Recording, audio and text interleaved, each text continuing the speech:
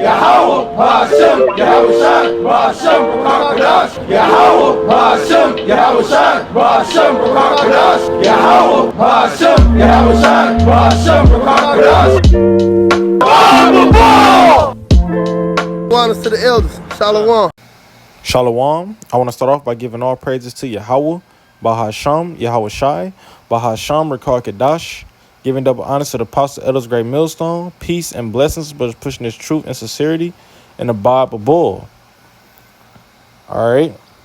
Hey, this video was about discipline, bro. You gotta have discipline in this truth. You don't want to be no random, just go through the spirit 100% of the time. No, some things you got to know is wrong, and some things you got to know is right. Some things you got to know, all right, I could do that. And some things you got to know that's not expedient. You don't want to just be walking through the world all the time like, well, let's flip a coin. No, because now you gambling with your life. Sometimes you do got to walk through the spirit. That's understandable. We walk through spirit. That's what we do. But some things you got to know from the beginning, like, nah, I can't indulge in that. Like if your friends of the world coming together and they trying to chill with you, but they're gonna be smoking, they're gonna be indulging in wickedness that whole day, you gotta take it upon yourself and be like, nah, I'm okay, I ain't gonna show up today. Right? Because that wickedness is gonna rub off on you. Little do you know. The same way our righteousness rub off on other people, their wickedness rubs off on us. That's why you want to surround yourself by righteousness.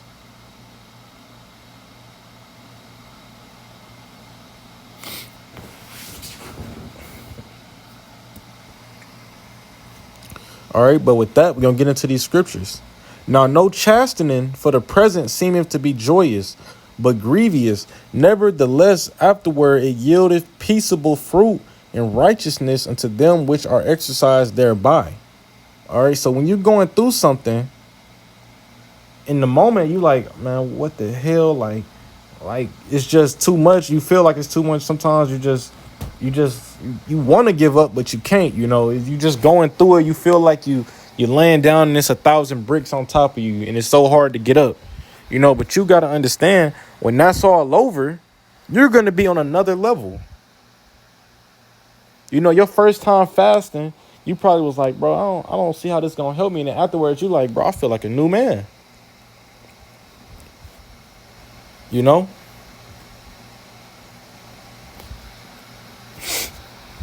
It's a lot, bro. When you go through things, the Most High not just putting you through things just to make you feel bad. It's a reason and a purpose.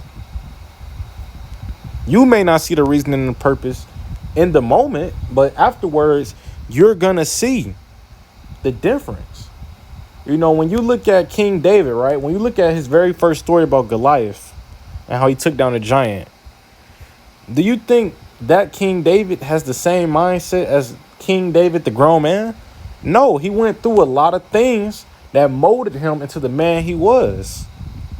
All right, Moses was a outstanding man in this truth, right? Do you think the mindset of Moses as a child was the same as Moses that led the nation of Israel to our land? Do you think his mind? No, it was molded into a higher level, slowly and paced. All right, it's not no. You're never just gonna wake up the next day and, hey, I'm that righteous man now. I know every. No, that's not how it works. The Most High, you gotta be molded. The best pieces of art are slowly made. They're put in the furnace. They're molded. They got heat added to them. And they're slowly handcrafted. That's why things that are handcrafted are worth so more, because they're better. They last longer. They look better. All right. That's the Most High he does. He takes his hand and he slowly molds us, and he making the perfect shape and the perfect person out of you. Anybody could get a machine and make 1,000 copies of a piece of art, but then it won't be worth the same. The Most High could throw the same problem to every brother in the world, but then it's like, it's not special to no one then, because everybody going through that problem. That's why everybody got their own set problems to build them a certain way.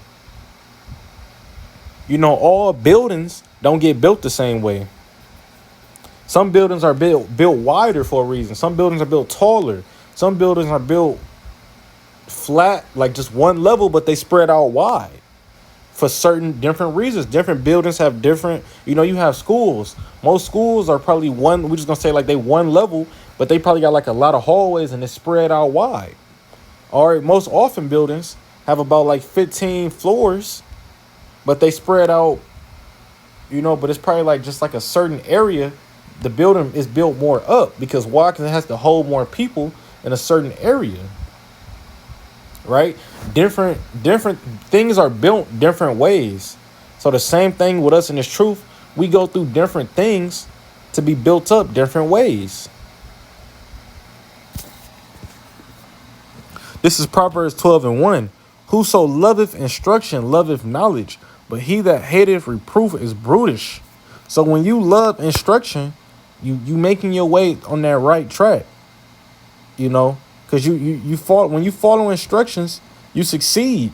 It's just like at school they tell you, you need to pay attention, you need to go home and study on your own, right? And you're gonna pass that test on Friday. But someone who don't follow those instructions, someone who's brutish, they not on the right track. They going on a head-on collision with another train, right? Because they not paying attention in class. They don't go home to study to show they self-approve, right? And on Friday they fail because they didn't prepare themselves. Just like in this truth, you gotta do the works. You gotta pray. You want to build a relationship with the Most High.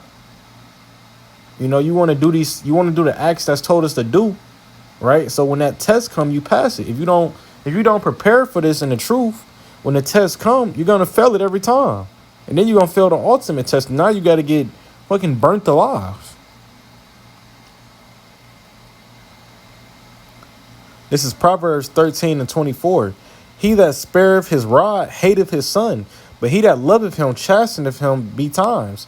So if you really love someone, if you really love your child, you're gonna, in today's words, whoop them, right? Because you telling them, you showing them, hey, it's consequences to these certain actions that you're doing, right? But when you don't show them that, right, they gonna think, all right, a lot of people think the world is their world, that is, they can do whatever they want. Why? They was never chastened. They were never whooped. They were never given any type of punishment. Every kid is different.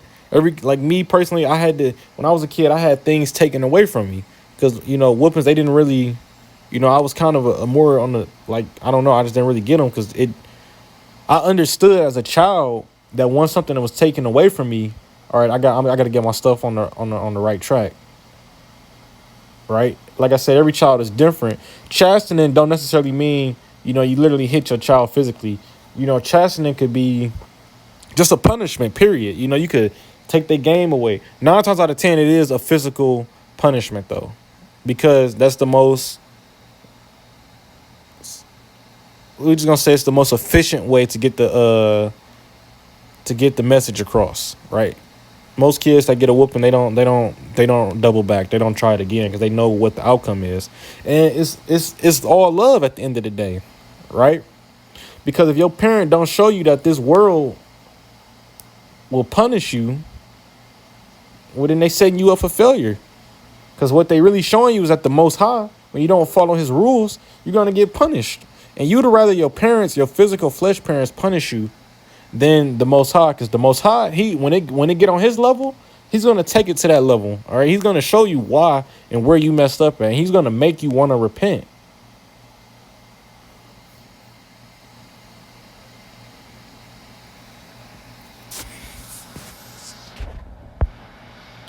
This is 1 Corinthians 9:27. But I keep under my body and bring it into subjection, lest that by any means, when I have preached to others, I myself should be cast away. Let's read it back and say, but I keep under my body. Oh, it's the wrong scripture anyways. Hold on, that's not what I wanted.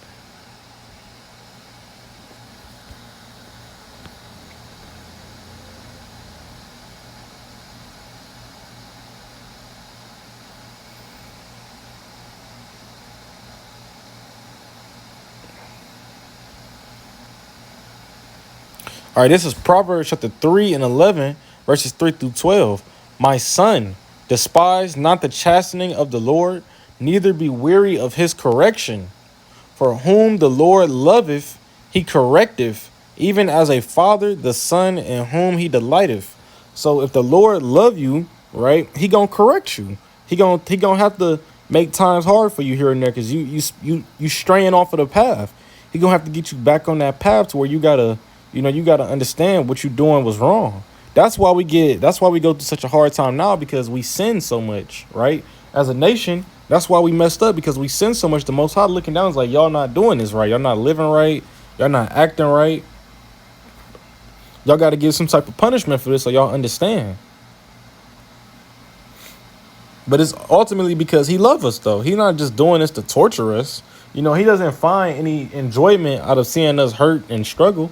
He actually hates that, but he has to, because he loves us. He wants us to get back right. He wants to see us do good. Right? Hey, but I hope this video was edifying. Hey, stay disciplined, brothers. We almost out of here. Hey, we giving double honor to the apostles of Elders Great Millstone. Peace and blessings about pushing the truth and sincerity. And the Bible above. Call Halal Yahweh Bahasham Yahweh Shai.